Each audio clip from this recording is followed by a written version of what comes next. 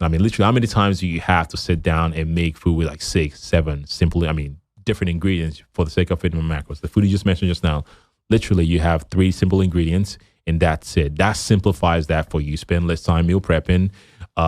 You're not looking for ways to kind of just, pack as much stuff in as much as possible.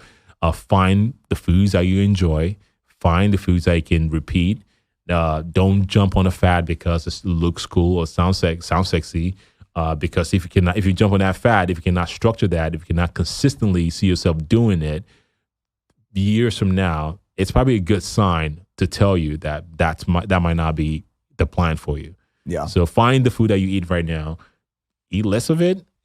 Quality of the food matters. Simplify the food choices that you're making, and yes, you can swap, protein choices from time to time, carb choices from time to time. If you focus on quality of the foods that you cook and prep for yourself, guaranteed chances are it's going to be very satiating, and you're not going to be consuming as much calories as you think you were before.